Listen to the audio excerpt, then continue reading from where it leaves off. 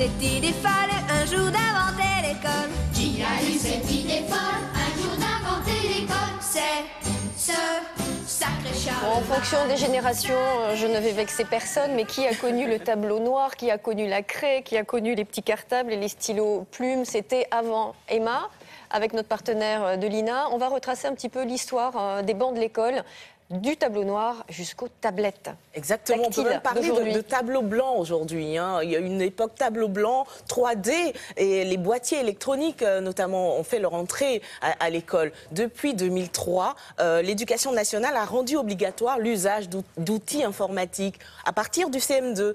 Donc ça pose quand même... C'est quoi, ordinateur? Voilà, ordinateur. Mais alors, avant de parler de l'ordinateur, il faut savoir que c'est d'abord la télévision qui, en tant qu'outil pédagogique moderne, a fait son entrée à la télévision, à l'école, pardon. Mais le problème de la télévision, c'est qu'elle n'était pas interactive. Donc, c'est une expérience qui a été très vite abandonnée parce qu'elle ne correspondait pas finalement à l'outil pédagogique qu'on souhaitait avoir. Il faut Projection dire... de DVD, si exactement, c'était des films, donc découvertes, il n'y avait pas d'interactivité, il n'y avait pas d'échange.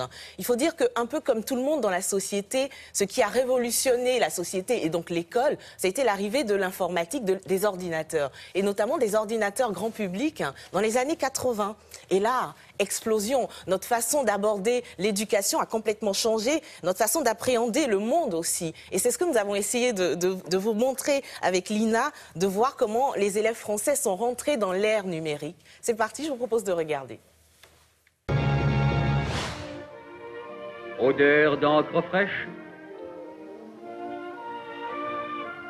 dos courbé sur les livres, visages angéliques ou faussement attentifs.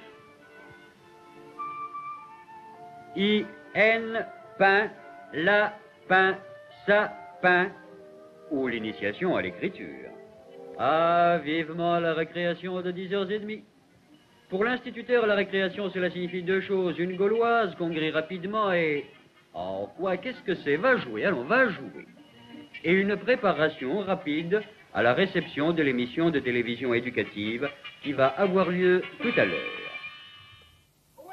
Autrefois, c'était un vieux maître, ridé, à la voix cassée, un peu ému d'avoir à former une fois encore ses petits esprits neufs, tous sens dehors. C'était un vieux tableau et une odeur de bois, d'eau de javel et de craie, qui est restée à jamais liée au souvenir. Aujourd'hui, c'est un gros œil luisant, une lucarne opaque, qui d'un coin de la salle les regarde, les surveille, et de temps en temps se laisse crever par une lumière venue d'un autre espace, celui, dit-on, de la culture.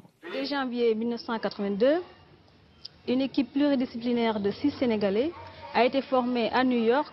Ils ont démarré le projet éducation et informatique au centre de recherche de l'école normale supérieure avec un échantillon de 19 enfants. Ceci nous dit, avec cette ouverture sur le Sénégal, que c'est vrai pour la France, mais c'est vrai pour le monde entier. On a fait du chemin depuis les années 80. Grâce au micro-ordinateur, le jeune élève peut apprendre le b.a.-ba tout en s'amusant. Les écoles découvraient l'informatique qui laissait les enseignants pionniers, disons, sceptiques. J'en suis au premier balbutiement dans ce domaine. C'est un outil, incontestablement. Mais un outil pédagogique, ça reste à démontrer. 30 ans et une révolution Internet plus tard, la question ne se pose plus. 9 Français sur 10 jugent utiles les nouvelles technologies à l'école. Dans cette classe entièrement numérique, le sol est tactile et c'est en mouvement que ces élèves de CM1 apprennent leurs leçons. Fini les cours magistraux, à s'ennuyer, sans bouger. Ces élèves expérimentent l'école du futur, sans cahier, ni stylo, sans table ni chaise.